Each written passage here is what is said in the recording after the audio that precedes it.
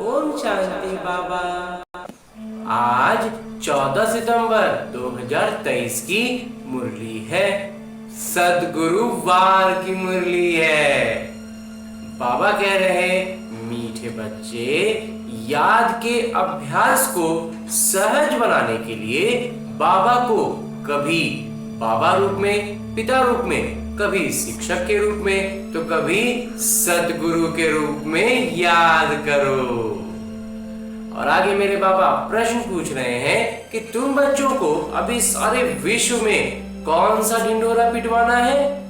उत्तर बतलाते हैं मेरे बाबा कि अब ढिंढोरा पिटवाओ कि सुख की दुनिया, स्वर्ग के रचयिता स्वयं राजयोग सिखलाने आए हुए हैं। वो बच्चों के लिए हथेली पर बहिष्ट लेकर आए हैं, इसलिए राजयोग सीखो।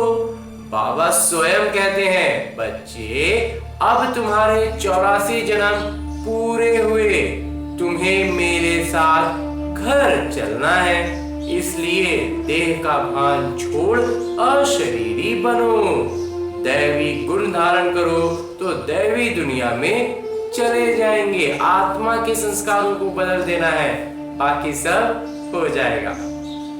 गीत है, कौन आया मेरे मन के द्वारे, रोशन जिसके नाम से।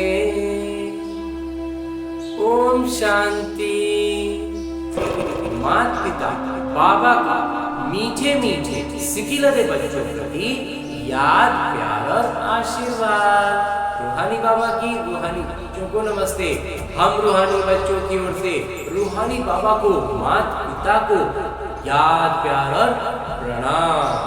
धन्यवाद बाबा, धन्यवाद। मुरली के लिए भी धन्यवाद और इस अनूठे अलौकिक ब्राह्मण जीवन के लिए भी बहुत बहुत बहुत धन्यवाद बाबा, बहुत धन्यवाद। धारणा है कि बाबा समान त्रिकालदर्शी, त्रिनेत्री और त्रिलोकी नाथ बनना है। बाबा की महिमा में स्वयं को निपुण बनाना, पूरी तरह से बाबा की महिमा हमें करनी भी है और झलक के भी हमारे से ऐसी स्थिति में आना है। दोहरे अहिंसक बनना है, किसी भी विकार के वशीभूत हो, हिंसा नहीं करनी है। वो सिर्फ लौकिक हिंसा की बाबा बात नहीं करते हैं, बाबा विचारों से, विकारों से भी हिंसा की बात करते हैं। तो बाबा का मददगार बन सबको पावन बनाने की सेवा करनी है। बाबा के काम में हमें मदद करने का मौका मिल रहा है, ऐसे शुभ अवसर को कभी छोड़ना नहीं है। और आगे मेरे बाबा वरदान दे रहे हैं। वरदान देते हुए मेरे बाबा कहते हैं, ज्वाला रूप की याद द्वारा स्वयं को परिवर्तन कर ब्राह्मण से फरिश्ता सुदेवता भव।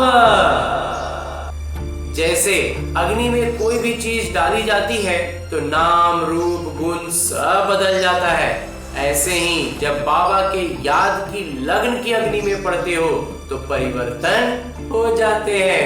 मनुष्य से ब्राह्मण, फिर ब्राह्मण से फरिश्ता और फरिश्ता से देवता बन जाते हो।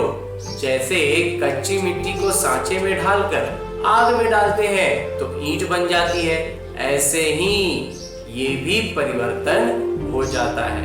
इसलिए याद को ज्वाला रूप कहा जाता है। याद इतनी एकदम तीव्र याद हो, इतना जबरदस्त याद हो कि फिर और कुछ बुद्धि में घुसने का जगह ही नहीं बचे।